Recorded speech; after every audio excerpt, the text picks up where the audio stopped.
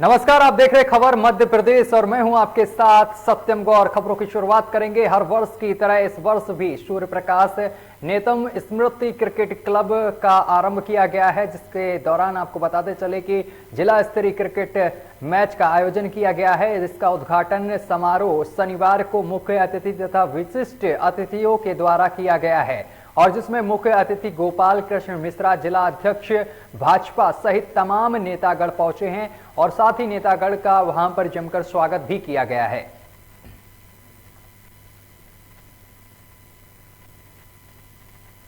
Collector Kundan Kumar व police अधीक्षक रामकृष्ण साहू के जिले के आपको बताते चले कि तथा पानी महोत्सव के तैयारी के लिए सभी विभाग प्रमुख के साथ बैठक कर आवश्यक दिशा निर्देश दिए गए हैं। वहीं प्रत्येक वर्ष जिले के प्रमुख धार्मिक व पर्यटन स्थल तातापानी में मकर संक्रांति के अवसर पर विशाल मेले का आयोजन किया जाता है। तातापानी में बड़े उत्साह के साथ संक्रमित यहां पर मनाई जाती है, मकर संक्रांति मनाई जाती है और क्षेत्रवासियों के लिए तातापानी एक महत्वपूर्ण धार्मिक स्थल है एवं वर्षों से यहां महोत्सव का आयोजन किया जा रहा है। कलेक्टर ने इसके धार्मिक और सांस्कृतिक महोत्सव को लेकर कार्यक्रम की तैयारियां तेजी पर चल रही हैं।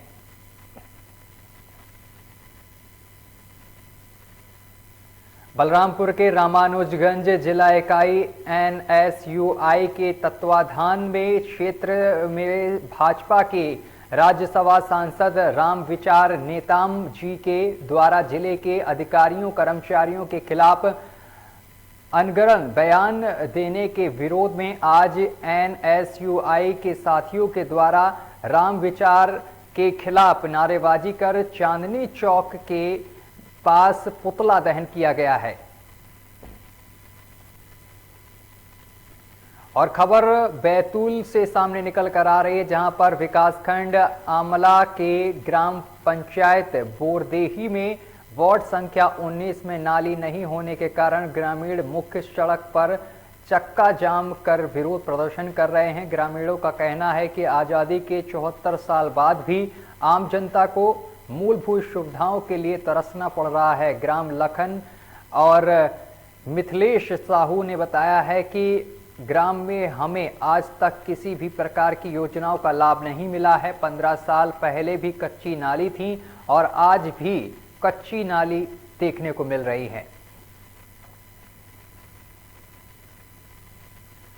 और अगली खबर का रुख करेंगे। अगली खबर बांडा से सामने निकल कर आ रही है, जहां प्रदेश में सरकार शहरों की तरह ग्रामीण क्षेत्रों में भी खेलों की सुविधा उपलब्ध कराने की भरपूर कोशिश की जा रही है। ग्रामीण क्षेत्रों में खेल प्रतिभाओं की कोई कमी नहीं है। इन प्रतिभाओं को खेलने का अवसर देने के लिए सरकार प्राथमिकता से कार्य कर रही है। खेल प्रतिभाओं को राष्ट्रीय तथा अंतर्राष्ट्रीय पटल पर पहचान मिलने और इस हेतु प्रदेश सरकार में प्रदेश की प्रत्येक विधानसभा क्षेत्रों में खेलों को बढ़ावा देने के लिए स्टेडियम निर्माण कराने की योजना बनाई थी। इस योजना के तहत स्टेडियम का निर्माण भी हुआ, परंतु उनके उपयोग खिलाड़ियों के लिए नहीं हुए। इन स्टेडियम में खिलाड़ियों को खेलने के लिए किसी भी प्रकार की सुविधा उपलब्ध नहीं है। करीब 80 लाख रुपए की कीमत से निर्मित स्टेडियम अब चारागाह के रूप में तब्दील हो गया है।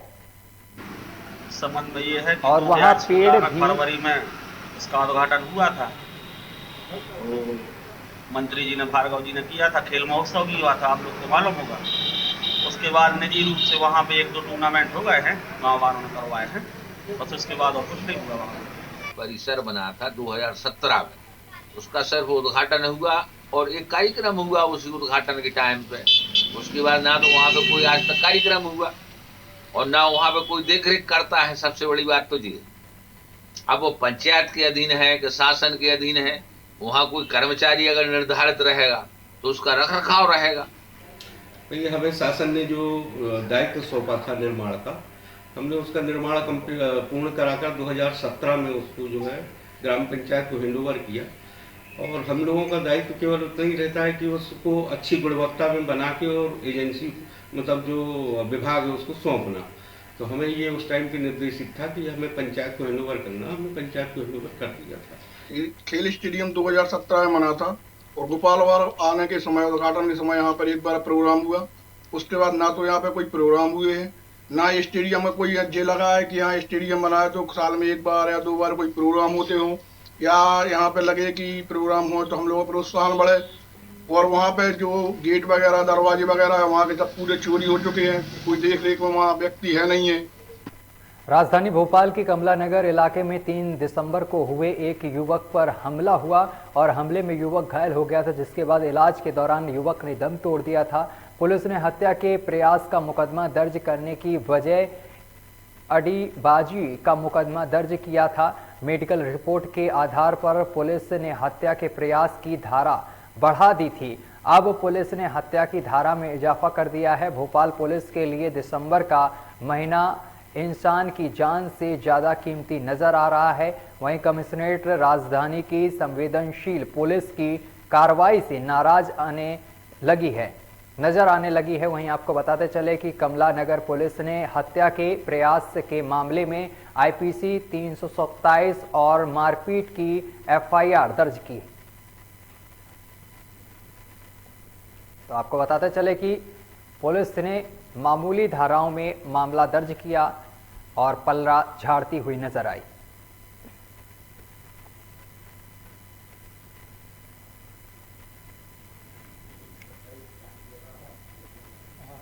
आई थिंक 3 दिसंबर के आसपास एक लड़ाई हुई थी कमला नगर क्षेत्र में, जिसमें एक जो हमारा विक्टिम है उसको चाकू मारा गया था।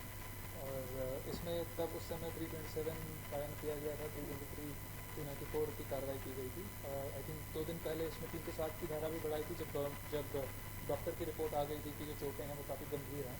और कल आज सुबह सूचना मिली है कि जो व्यक्ति है वो गुजर गया है। तो अभी इन्वेस्टिगेशन के दौरान ही इसमें 302 की धारा का इजाफा किया गया है। इसमें 2 आरोपी अरेस्टेड है, एक एक्सपाउंडेड है। और सीएम शिवराज आज सभी मंत्रियों प्रभारियों के साथ कोरोना की समीक्षा करेंगे। सीएम ने सभी से जन जागरूक अभियान, वैक्सीनेशन अभियान, चिकित्सीय व्यवस्थाओं को दुरुस्त करने को कहा है।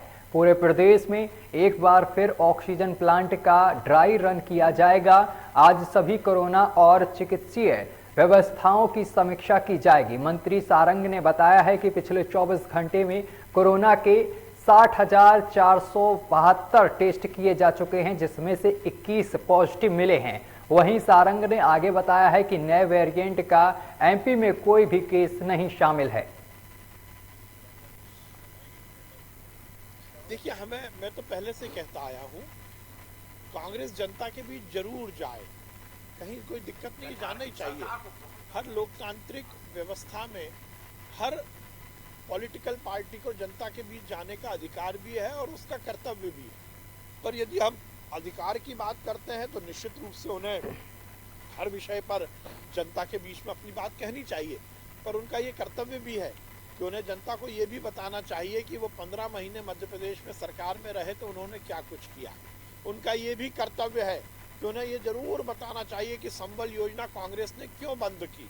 उन्हें ये जरूर बताना चाहिए कि कमलनाथ की सरकार के समय मध्य प्रदेश में एक पैरेलल अर्थव्यवस्था क्यों चल रही थी। अच्छा रहेगा। मोखेड़ विकासखंड पहचान के मोहताज नहीं है। अपनी मेहनत और लगन से स्कूल को संवार दिया गया है। वहीं स्कूल को डिजिटल स्कूल बनाकर जिले में अलग पहचान दी गई है। मोखेड़ विकासखंड के उमरा नाला संकुल अंतर्गत आदिवासी गांव में स्थित शासकीय माध्यमिक स्कूल में पदस्थ 3 शिक्षक ऐसे भी जिन्होंने 1 दिसंबर 2016 से हर महीने अपनी खुद की सैलरी का 1% की राशि से स्कूल की सूरत बदल दी है। सिर्फ पठन पाठन को बेहतर ही नहीं बल्कि स्कूल की सूरत बदलने के लिए अपनी सैलरी से हजारों रुपए खर्च कर दिए गए हैं। शिक्षक की इस तरह से करने को लेकर चारों तरफ उनकी तारीफ की जा रही है।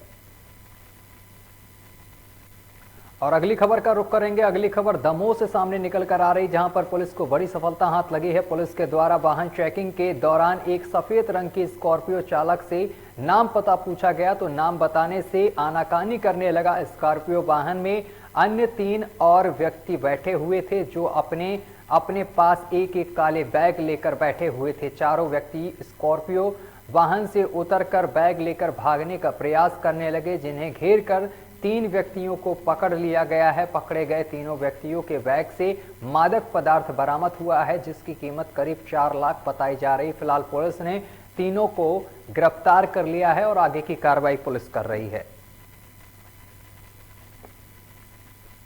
चलिए, वक्त हो चला एक छोटे से ब्रेक का। ब्रेक के बाद भी खबरों का सिलसिला लगातार जारी रहेगा। कोरोना से बचने के रामबाण उपाय। भीड़भाड़ वाली जगहों पर जाने से बचें। खांसी और बुखार हो तो किसी के साथ संपर्क न रखें। विटामिन सी युक्त फलों का सेवन करें। सार्वजनिक जगहों पर न थूकें।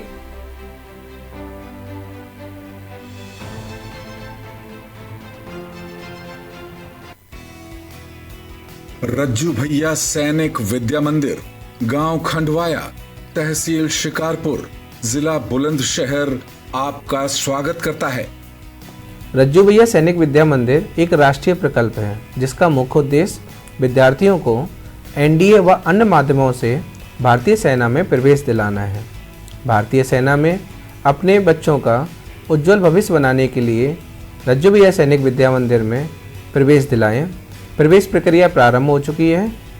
31 दिसंबर 2021 तक रजिस्ट्रेशन किए जा सकते हैं तथा लिखित परीक्षा 16 जनवरी 2022 को होगी।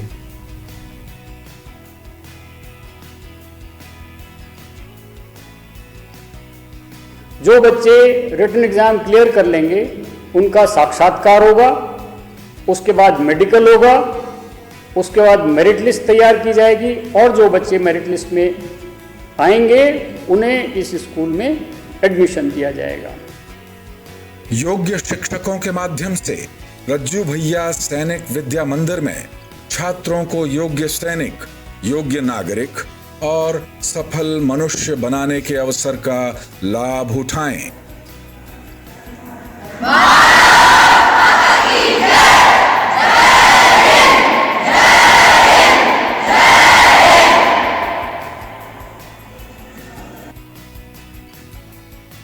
और जबलपुर के गढ़ा थाना अंतर्गत पचमंडा मंदिर क्षेत्र में रहने वाले एक युवक की बीती रात हत्या कर दी गई है।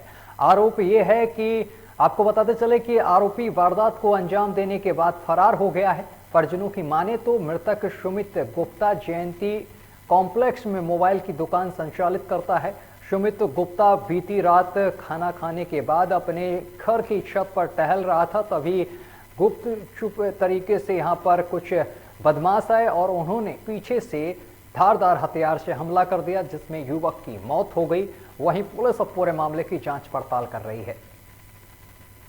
आज रात्रि में घटित हुए अंधे कत्ल को चंद ही घंटों में उजागर करने में, आरोपियों की धरपकड़ करने में गढ़ा पुलिस को एक अच्छी सफलता हासिल हुई है। घटना इस प्रकार है, रात्रि में गढ़ा थाना क्षेत्रांतर्गत पचमठा मंदिर क्षेत्र में रहने वाले युवक को सुमित गुप्ता भोजन करने के बाद रात्रि करीब 12:30-1 बजे के आसपास छत में टहल रहे थे। उसी दौरान कुछ युवक छत पर आए और उनके साथ उनके ऊपर प्राणघातक हमला किया। चाकुओं से उन पर चोट पहुंचाई। उनके सिर, चेहरा, पीठ, हाथ में चोटें आईं, जिससे मौके पर ही उनकी मृत्यु हो गई। जबलपुर में सूदखोरों के खिलाफ चलाए जा रहे अभियान के तहत रांझी थाना क्षेत्र में सूदखोरी करने वाले व्यक्ति पर रांझी पुलिस ने मामला दर्ज कर लिया है। जहां रांझी पुलिस ने मनोज गोस्वामी की जानकारी देते हुए बताया है कि विजय रजक ने रिपोर्ट दर्ज कराई थी कि उसने अपने रिश्तेदार के रिश्ते के चाचा रांझी निवासी लल्ला रजक से 30,000 रुपए 5% ब्याज पर उधार लिए थे, जिसके एवज में उसने 30,000 रुपए के 1 लाख रुपए लाल रजक को चुका दिए हैं। इसके बाद भी लाल रजक उससे और भी पैसे मांगने की बात कह रहा है और इसके साथ ही मारने की धमकी दे रहा है, जिस पर विजय रजक की रिपोर्ट पर रांची पुलिस ने मामला जांच करते हुए आरोपी को गिरफ्तार कर लिया है।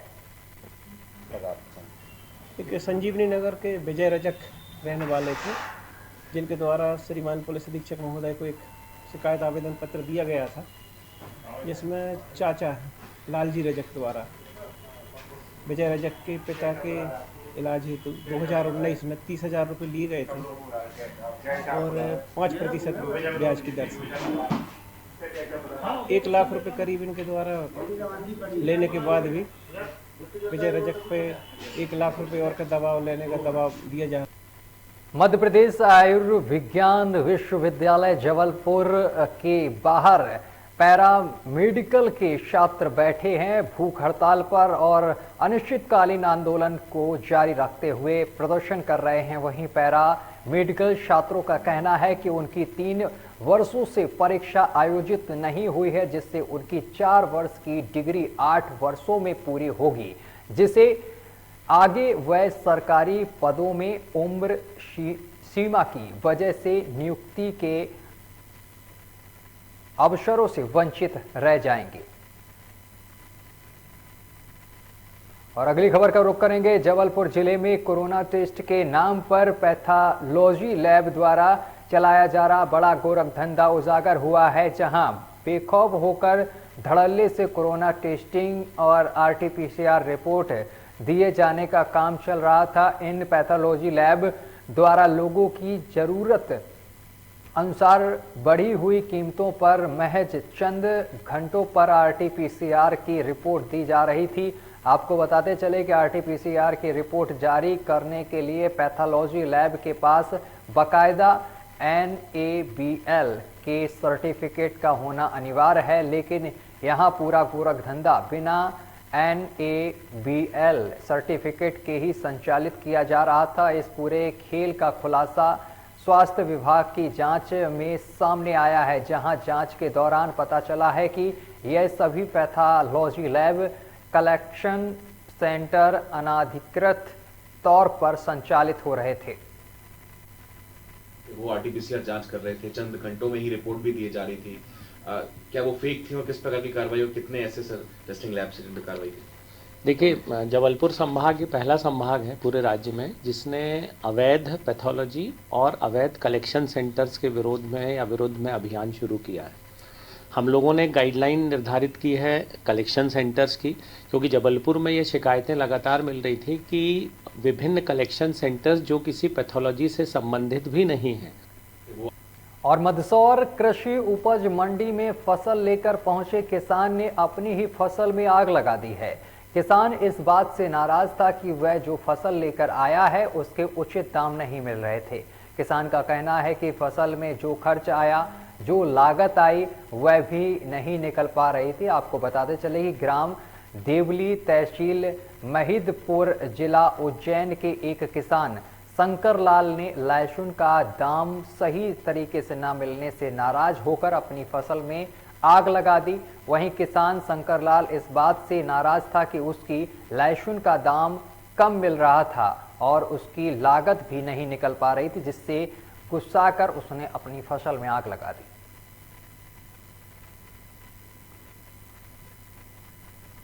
और अनूपपुर से बड़ी खबर सामने निकल कर आ रही, जहां पर महिला पुरुष नशबंदी ऑपरेशन कैंप में बड़ी लापरवाही सामने निकल कर आई है। एक दिन में 91 महिला हितग्राहियों के ऑपरेशन की तैयारी की गई है, जबकि सुप्रीम कोर्ट की अगर बात करें तो उसकी गाइडलाइंस के अनुसार एक दिन में 30 नसबंदी ऑपरेशन किए जाते हैं।